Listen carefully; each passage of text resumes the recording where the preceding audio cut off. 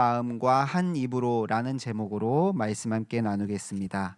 이 시간 말씀을 나눌 때 깨닫는 지혜와 성령의 충만한 은혜가 이곳 가운데 임하기를 주님의 이름으로 축복합니다. 오늘 말씀에서 사도 바울은 믿음이 강한 자와 믿음이 약한 자가 있음을 이야기합니다. 바울이 로마서 편지를 쓴 이유는 로마 교회 안에 성도들이 분열되는 문제를 해결하기 위해서였습니다. 로마 교회 안에는 유대인과 이방인들이 함께 있었는데요. 교회 안에 함께 있었지만 그들의 삶과 문화, 심지어는 신앙생활이 달랐습니다. 유대인들은 이미 조상들로부터 믿었던 하나님에 대해 친숙히 알고 있었고 또 율법을 따랐으며 할례를 받았죠. 이방인들보다 좀 더 하나님의 말씀을 안다고 생각했을 것입니다. 이러한 입장에서 그들은 이방인들의 신앙생활을 비판하기 시작했습니다. 또 반대로 이방인 입장에서는 그리스도께서 이루신 자유함을 누리지 못하는 유대인들이 어리석게 보였을지 모릅니다. 특별히 15장 앞장인 14장을 보게 되면 사도 바울은 로마 교회 안에 분쟁이 된 두 가지 문제에 대해 언급합니다. 첫 번째는 시장에 나온 모든 음식에 대해 먹을 수 있느냐에 대한 문제였습니다. 당시 시장에 나온 대부분의 음식들은 우상 신전에 바쳐졌다가 나온 음식들이었습니다. 우상 제사에 바쳐졌다 나온 음식을 먹는 것에 있어서 모든 것이 하나님의 것이니 괜찮다라고 여기며 먹는 이들이 있었고, 부정하게 여기며 먹지 않는 이들이 있었습니다. 또 유대인 성도들은 절기를 중요하게 여기며 지켰습니다. 그러나 이방인 성도들은 모든 날을 같게 여겼습니다. 이처럼 신앙생활에 있어서 믿음이 강하여 보이는 것이 있고 또 믿음이 연약해 보이는 부분들이 있을 수 있습니다. 그런데 중요한 것은 믿음이 강한 자가 어떤 자이냐라는 것입니다. 그것은 음식을 먹느냐 먹지 않느냐가 아닙니다. 절기를 중요하게 지키느냐 모든 날을 중요하게 여기느냐가 아님을 알 수 있는데요. 우리 1절 말씀을 다 같이 한 목소리로 읽어보도록 하겠습니다. 시작. 믿음이 강한 우리는 마땅히 믿음이 약한 자의 약점을 담당하고 자기를 기쁘게 하지 아니할 것이라. 아멘. 바울은 믿음이 강한 자가 어떠한 자인지를 이야기하는데요. 첫 번째는 믿음이 약한 자의 약점을 담당하는 자가 강한 자다라고 이야기합니다. 마땅히 믿음이 연약한 사람들을 참고 견뎌준다는 것입니다. 그리고 두 번째로 자기를 기쁘게 하기 위해 살아가지 않는 것입니다. 이 말씀은 진정한 믿음의 강함이 무엇인지를 우리에게 보여줍니다. 내가 우상 신전에 나온 음식을 자유롭게 먹어서 믿음이 강한 것도 아니요, 그 음식을 부정하게 여김으로 인해 먹지 않는 것이 믿음이 약한 것도 아닙니다. 그 행함이 무엇이든지 다른 이들을 돌보는 것이 아니라 자기를 위해 하는 것이라면 믿음이 약한 것입니다. 내가 아무리 교회에서 많은 봉사를 섬기고 있고 헌신하고 있다 하더라도, 열심히 주일 성수를 하고 있다 하더라도 그것이 나의 명예와 인정을 위해서, 나의 기쁨과 나의 만족을 위해서 한다면 믿음이 강한 것이 아니라는 것입니다. 믿음이 강하다는 것이 우리의 행함으로 결정되는 것이 아닙니다. 나를 기쁘게 하기 위해 살아가지 않고 하나님을 위해 살아가는 것, 그것이 진정한 믿음의 강함인 줄 믿습니다. 이를 더 쉽게 이야기하면 예수 그리스도를 닮아가는 것이 믿음의 강함이다라고 이야기하는데요. 3절 말씀을 우리 같이 읽어보도록 하겠습니다. 시작. 그리스도께서 자기를 기쁘게 하지 아니하셨나니 기록된 바 주를 비방하는 자들의 비방이 내게 미쳤나이다 함과 같으니라. 아멘. 사도 바울은 믿음이 강한 자로서 자기를 기쁘게 하지 않아야 하는 근본적인 이유를 예수 그리스도께 찾았습니다. 예수님께서도 자신을 기뻐하기 위해 살지 않으셨습니다. 바울은 3절에서 시편 69편 9절의 말씀을 인용하였는데요. 이 69편은 신약 성경에서 예수님의 고난과 죽음에 관하여 자주 인용되었습니다. 특별히 오늘 말씀에 주를 비방하는 자들의 비방이 내게 미쳤나이다 라는 말씀은 죄가 없으신 예수님께서 하나님을 향한 비방을 대신 담당하신 삶을 사셨다는 것을 보여줍니다. 십자가에서 죽으시기까지 모든 비방과 모욕을 다 받아들이시고 우리의 모든 죄를 담당해 주셨습니다. 하나님을 위해 그리고 우리를 위해 모든 비방을 당하신 예수 그리스도의 모습이 우리가 본받아야 할 믿음의 강함이라는 것입니다. 이러한 예수님의 모습을 볼 때 믿음이 강한 자가 자기를 기쁘게 하지 않고 누구를 기쁘게 해야 하는지를 알 수 있습니다. 2절에서 구체적으로 말씀하고 있는데요. 제가 읽도록 하겠습니다. 우리 각 사람이 이웃을 기쁘게 하되 선을 이루고 덕을 세우도록 할지니라. 아멘. 바울은 이웃을 기쁘게 해야 한다고 말합니다. 사도 바울이 말하는 이웃은 믿음의 공동체 안에 있는 다른 성도들을, 다른 지체들을 뜻합니다. 교회 안에서 서로 다투고 분쟁하는 것이 아니라 서로를 기쁘게 하고 서로를 세워줌으로써 선을 이루라고 권면하는 것입니다. 여기서 말하는 선은 궁극적으로 하나님의 선하심을 의미합니다. 우리는 선할 수 없지만 선하신 하나님을 닮아 교회 안의 성도들이 서로를 세우며 서로를 기쁘게 하며 그것을 통해 하나님의 선하심이 이 믿음의 공동체 안에 충만하기를 소망하고 있는 것입니다. 우리 대구동성의 모든 성도님들이 이 예수 그리스도를 닮아 믿음이 강한 자가 되기를 주님의 이름으로 축복합니다. 우리의 행함이 믿음의 강함의 기준이 아니라 우리가 누구를 기쁘게 하기 위해 행하는가를 먼저 생각할 수 있는 성도님들 되시기 소망합니다.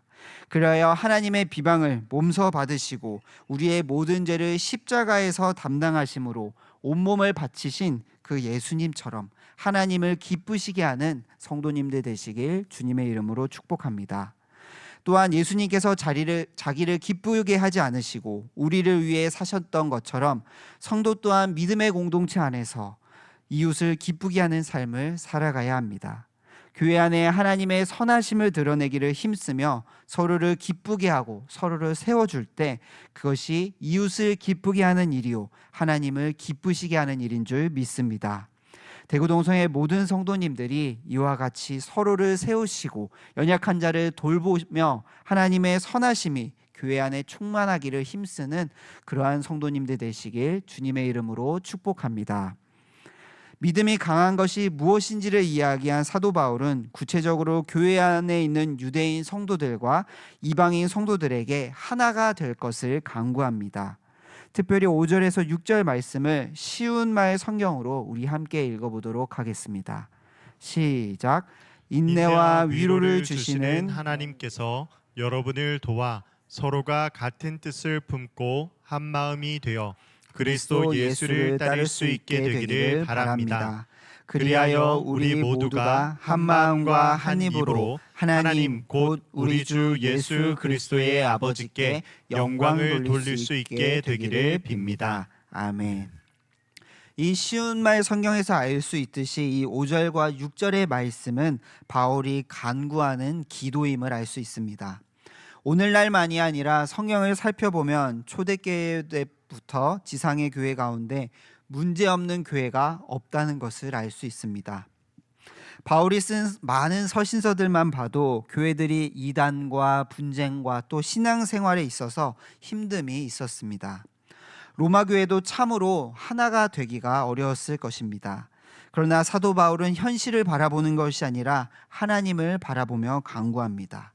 사람의 힘으로는 불가능하지만 하나님께서 도와주신다면 교회가 하나 될 수 있다는 것을 믿었기 때문입니다. 먼저 5절에 바울은 하나님을 위로와 인내를 주시는 분으로 소개합니다. 우리가 읽지 않았지만 4절에서도 위로와 인내가 언급되었는데요. 바울은 성경의 교훈을 통해 우리가 위로와 인내를 얻고 소망을 가지고 살아가게 된다고 이야기합니다. 즉 말씀을 통해 하나님께서 일하신다는 것을 보여주는 것입니다. 교회 안에 문제가 있을 때, 성도들에게 어려움이 있을 때 우리가 붙들어야 하는 것은 오직 하나님의 말씀뿐인 줄 믿습니다. 하나님께서 약속하신 이 말씀을 붙들며 간구할 때 하나님께서 하나님의 방법으로 하나님의 때에 응답해 주실 것입니다.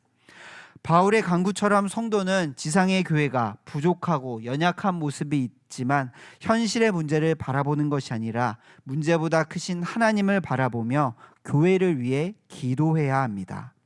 성도가 교회를 위해 기도하지 않는다면 그 누구도 교회를 위해 기도하지 않을 것입니다. 주님의 몸된 교회를 향한 바울의 마음처럼 우리 모두가 교회를 위해 한 마음으로 기도할 수 있기를 소망합니다. 사도 바울이 로마 교회를 위해 이렇게 기도하고 간구하는 것은 오직 한 가지였습니다. 교회 안에 유대인과 이방인으로 나뉘는 것이 아니라 모두 예수님을 따라 예수님을 본받아 한 마음과 한 입으로 하나님께 영광 돌리는 것이었습니다. 특별히 이 한마음이라는 헬라어 단어 호모디마도는 사도행전에서 많이 쓰였는데요.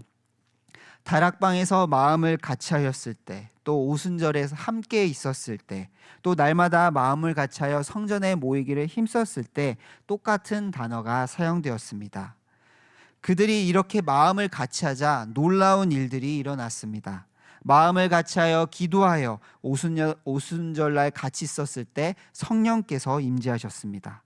또 그들이 마음을 같이하여 성전에 모이기를 힘쓰자 교회가 칭송을 받고 구원받는 자들이 날로 더하여졌습니다. 성도가 마음을 같이할 때 놀라운 하나님의 일하심이 있다는 것입니다. 또 한입이라는 단어는 한 목소리로 해석할 수 있습니다. 한 목소리로 같은 말을 한다는 것입니다. 이는 서로 조화를 이루고 하나가 된다는 것을 의미하며, 또 어떤 신학자들은 이 한 마음과 한 목소리가 되는 것이 하나님께 영광 돌리는 진정한 예배라고 해석하기도 하였습니다. 이처럼 교회의 궁극적 목적, 성도의 궁극적 목적은 하나님께 영광을 돌리는 것입니다. 이 영광을 돌리는 일에 교회는 하나 되기를 힘써야 합니다. 자신을 기쁘도록 살지 않으신 예수님을 본받아 교회가 한 마음이 되고 한 목소리가 될 때 진정으로 하나님께 영광을 돌리고 또한 진정으로 하나님이 기뻐 받으시는 예배를 드릴 줄 믿습니다. 이렇게 로마 교회의 하나됨을 강구한 바울은 7절에 로마 성도들에게 하고 싶은 말을 전합니다. 7절 말씀을 제가 읽도록 하겠습니다. 그러므로 그리스도께서 우리를 받아 하나님께 영광을 돌리심과 같이 너희도 서로 받으라. 아멘. 바울은 로마 교회 성도들에게 교회 안에서 서로를 받아들이라고 말씀합니다. 출신과 신분과 문화와 삶이 다르지만 그리스도께서 유대인, 이방인 할 것 없이 모두를 받아주셔서 하나님께 영광이 되게 하신 것처럼 서로를 받아들이라는 것입니다. 여기서 받으라라는 단어는 옆으로 데리고 가다, 같이 먹다 등을 뜻합니다. 믿음이 강한 자든 혹은 믿음이 연약한 자든 누구든지 먼저 서로를 향해 용납하고 함께 하라는 것입니다. 그렇게 할 수 있고 그렇게 해야 하는 이유는 그리스도께서 먼저 죄인인 우리를 받아주심으로 하나님께 영광을 돌리셨기 때문입니다. 이는 다르게 말하면 성도가 그리스도를 따라 마음을 같이하여 서로를 받아들인다면 그것이 하나님께 영광 돌리는 일이 될 수 있다는 것입니다. 우리는 하나님께 영광 돌리는 일이 예배하는 것 혹은 내가 어떠한 업적을 쌓아서 하나님 이름이 높아지는 것만을 하나님께 영광 돌리는 것으로 생각하지만 우리가 하나님의 뜻 안에서 서로 하나 되고 기뻐하는 것도 하나님의 영광이 될 수 있음을 말씀하고 있습니다.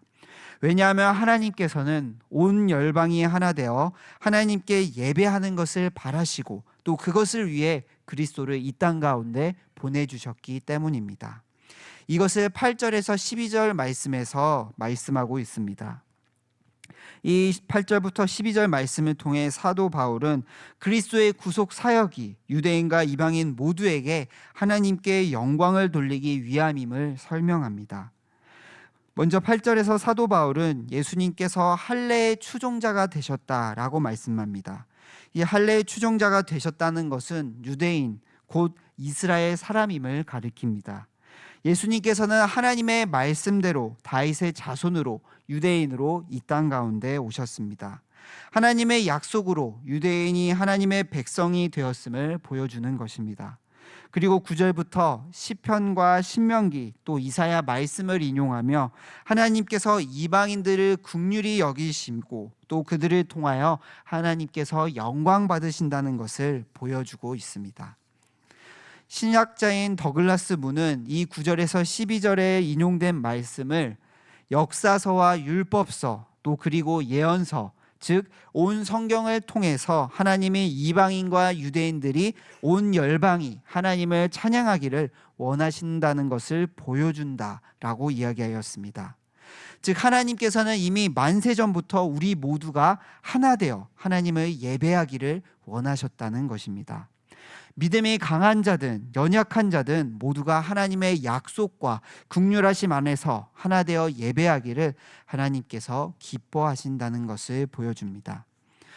이 바울이 하나님께 간구했던 것처럼 하나님의 말씀을 붙들며 몸된 교회를 위해 기도하시는 성도님들 되시길 주님의 이름으로 축복합니다. 우리는 교회가 하나 되기를 힘써 기도해야 합니다. 예수 그리스도께서 원수된 우리의 모든 허물과 죄를 십자가에서 대속하시고 자신과 함께하도록 허락해 주신 것처럼 우리 또한 그리스도를 본받아 우리의 이웃에게, 우리의 서로의 지체에게 허물이 있다 할지라도, 연약함이 있다 할지라도 모두를 받아들이고 진심으로 교제할 수 있어야 합니다. 그것을 위해 하나님께서 약속하셨고 우리를 긍휼히 여기셔서 예수 그리스도를 이 땅 가운데 보내주신 줄 믿습니다. 우리가 하나 되어 한 마음과 한 입으로 하나님을 예배할 때 하나님께서 기뻐 받으시는 예배요 하나님께 영광되는 일일 줄 믿습니다. 한 마음 한 목소리가 되어 하나 되어 하나님께 영광 돌리는 대구동성의 모든 성도님들 되시길 주님의 이름으로 축복합니다. 마지막으로 사도 바울은 로마교회 성도들에게 소망의 하나님을 붙들기를 간구합니다. 13절 말씀인데요. 우리 같이 읽도록 하겠습니다. 시작. 소망의 하나님이 모든 기쁨과 평강을 믿음 안에서 너희에게 충만하게 하사 성령의 능력으로 소망이 넘치게 하시기를 원하노라. 아멘. 이 13절 말씀은 사도 바울이 작게는 14장부터 시작된 믿음이 강한 자에 대한 권면, 크게는 로마서 1장 18절부터 시작된 전체 본론을 정리하며 축원하는 구절입니다. 바울은 로마 성도들이 믿음 안에서 기쁨과 평강과 소망을 누리기를 축원하였습니다.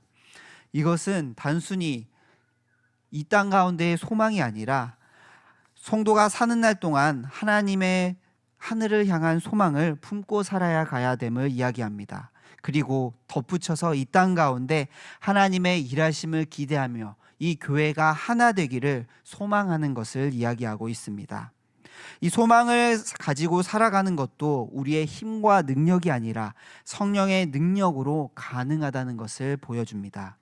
그 소망을 바라보며 하나님의 도우심으로 말미암아 교회 안에 소망에 충만하여 기쁨과 평강 가운데 하나 되어 신앙생활하기를 간구하는 것을 볼 수 있습니다. 말씀을 정리하겠습니다. 이 말씀을 준비하면서 짧은 영상이 계속 떠올랐었는데요. 2023년 동남아시아 1000m 마라톤 경주에 관한 영상이었습니다. 마라톤 경기 중에 1등과 2등의 선수가 마지막 워터존에 들어서서 물컵을 잡으려 했는데요. 그런데 그때 1등 선수가 손이 풀려서 물컵을 잡지 못하고 떨어뜨려 버립니다. 그렇게 경주가 진행되는 것처럼 보였는데 그러자 이때 2등으로 달리던 싱가포르 선수가 물을 자신에게 다 사용하지 않고 앞에 있던 1등 선수에게 물컵을 건네는 모습이 영상 가운데 이렇게 찍힌 것을 보았습니다. 성도는 이 땅 가운데 신앙의 경주를 달려가야 합니다. 때로는 우리의 믿음이 단단해 있을 때도 있고 때로는 우리의 믿음이 연약해져 있을 때도 있습니다. 그때 성도는 신앙의 경주를 혼자서 하는 것이 아니라 함께함을 기억하며 서로를 세우며 한 마음과 한 입으로 하나님께 영광 돌리는 공동체가 되기를 기억하며 힘써야 합니다. 그것이 하나님께서 원하시고 기뻐하시는 일이기 때문입니다. 우리에게 허락하여 주신 이 몸된 교회가 우리를 구원하신 예수 그리스도 안에서 하나 되기를 소망하며 서로 믿음이 연약할 때 도와주며 일으켜 세워주는 믿음의 경주를 끝까지 함께 달려갈 수 있는 하나의 공동체가 되는 우리 모든 성도님들 되시길 주님의 이름으로 축복합니다. 기도드리겠습니다.